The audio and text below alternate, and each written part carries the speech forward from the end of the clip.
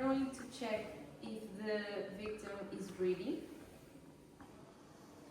Then we are going to check if there's any items in their pockets. Then we are going to straighten their legs. And the arm there is nearest.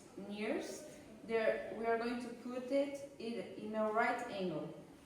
Then the arm furthest of you, we are going to put their palm up against their cheek, and then we are going to level up their furthest leg, and then we are going to roll them over to us.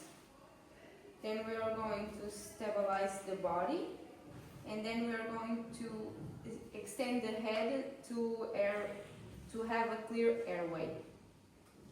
And she's